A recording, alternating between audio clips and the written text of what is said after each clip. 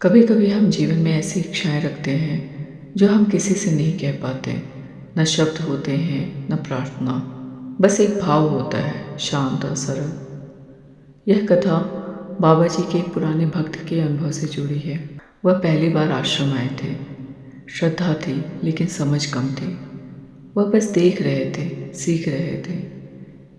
एक दिन उन्होंने देखा किसी को बाबा जी के भोजन का प्रसाद मिला। उस क्षण उनके मन में एक छोटी सी इच्छा उठी, काश मुझे भी ऐसा प्रसाद मिल जाए। उसने किसी से कुछ नहीं मांगा, ना आग्रह किया, बस मन में सोचा और बात वहीं समाप्त हो गई।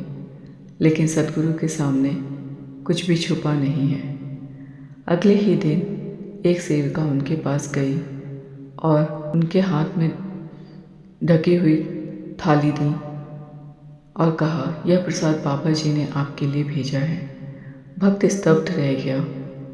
तभी उसे समझ में आया, गुरुदेव शब्द नहीं सुनते, वो भाव सुनते हैं। वो मांग नहीं देखते, वो हृदय देखते हैं। लेकिन इस कथा का असली अर्थ क्या है? क्या यह सिर्फ एक चमत्कार है या एक संकेत कि हमारी सच्ची भावना ईश्वर तक पहुंचती है? कई बार हम सोचते हैं, क्या भगवान सच में हमें सुन रहे हैं? क्या मेरी छोटी सी बात भी महत्वपूर्ण है? यह अनुभव हमें सिखाता है, जब भाव निर्मल हो तो दूरी नहीं रहती। जब विश्वास सच्चा हो तो शब्दों की आवश्यकता नहीं होती। सद्गुरु वस्तु नहीं देते, वो विश्वास देते हैं। वो हमें याद दिलाते हैं कि तुम अकेले नहीं हो। हे गुरुदेव, आप शक्ति के स्रोत हो, करुणा के सागर हैं और सत्य के प्रकाश हैं। आपका स्मरण ही भटके हुए मन के लिए दिशा है और थके हुए हृदय के लिए आश्रय। मेरे भीतर जो संशय है उसे अपनी कृपा से शांत कर दें। जो अंधकार है उसे अपने ज्ञान के दीप से मिटा दें। आपके चरणों की शीतल छाया मन को वैसे ही शांत करती है जैसे पूर्णिमा की चांदनी धरती को ठंडक देती है। मेरे हृदय के मंदिर में आपका प्रेम सदैव जागृत रहे। अहंकार दूर हो, सेवा की भावना प्रकट हो।